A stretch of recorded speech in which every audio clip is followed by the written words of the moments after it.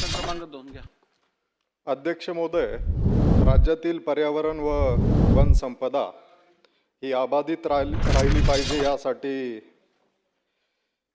राज्य शासनाच्या वतीने अनेक उपक्रम त्या ठिकाणी हाती घेण्यात आलेले. अध्यक्ष महोदय, एकीकडे राज्यभरामध्ये 300 कोटी नवीन वृक्ष लावण्याचे जंगी कार्यक्रम आखले जात असताना दुसरीकडे मात्र राज्य सरकारने वृक्षतोडीची परवानगी मिळवण्यासाठी आवश्यक असलेले कागदपत्रांची संख्या ही 11हून 5वर आणलेली. अध्यक्ष महोदय, हे शुद्धीपत्रक अलीकडच्याच काळामध्ये एप्रिल महिन्यामध्ये राज्य सरकारने त्या ठिकाणी काढलेलं. अध्यक्ष महोदय, खरं तर अध्यक्ष महोदय, मला मंत्री महोदयांना सांगायचं की एवढ्या मोठ्या प्रमाणामध्ये त्या ठिकाणी वृक्षतोड सुरू आहे आणि अशा परिस्थितीमध्ये आपण जे वृक्ष तोडण्यासाठी वेगवेगळ्या प्रकारच्या अटी शर्ती होत्या, 11 प्रकारच्या, मग तलाट्याचा गाव नमुना 8 असेल, तहसीलदाराकडून अधिकार अभिलेख आणि फेरफार नोंदवही असेल, संबंधित सर्वे नंबरचा नकाशा असेल,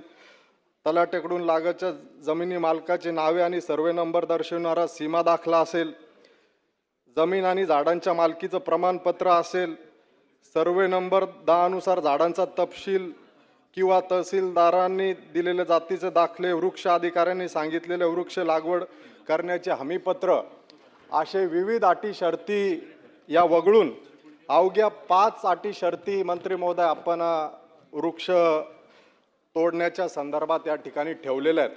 यामध्ये निश्चितपणे काही ठिकाणी गरज असते, परंतु याचा गैरफायदा त्या ठिकाणी हे लाकूड तस्कर निश्चितपणे झाडे तोडून त्या ठिकाणी घेताना दिसतात. माझ्या मतदारसंघात मंत्री महोदय एप्रिल आणि मेच्या महिन्यामध्ये जवळपास 20 ते 25 ट्रक ट्रॅक्टर हे मी तुमच्या वन अधिकाऱ्यांना त्या ठिकाणी पकडून दिलेत आणि हे ज्या वेळेला त्यांच्या ताब्यात दिलेत, यांची प्रॅक्टिस आहे, जी सुबाबुळ असेल किंवा निलगिरी असेल किंवा ज्या झाडांना तोडण्याची परवानगी आहे त्याचे ब्लॉक्स तयार करून त्या गाड्यांच्या बाहेरच्या दिसणाऱ्या भागामध्ये लावायचे आणि आतमध्ये अनधिकृत झाडांच्या लाकडांची तस्करी करायची. हा कार्यक्रम आमच्या जालना जिल्ह्यामध्ये मोठ्या प्रमाणात चालू आहे मंत्री महोदय. आणि म्हणून मागच्या काळात मी जे चित्रीकरण करून दिलं तुमच्या अधिकाऱ्यांना, धावडा वनक्षेत्र आहे, या धावडा वनक्षेत्रामध्ये तुमच्या वनक्षेत्रामध्ये मोठ्या प्रमाणात झाडांची कत्तल, त्या ठिकाणी तस्करी करण्याचा प्रकार हा मोठ्या प्रमाणात त्या ठिकाणी उघडीस आलेला आहे. मंत्री महोदय, माझा मतदारसंघ हा मराठवाड्यात आहे आणि माझ्या मतदारसंघाला लागून विदर्भ हद्द आहे. म्हणजे हद्द वेगळी आहे पण वन क्षेत्र एकच आहे.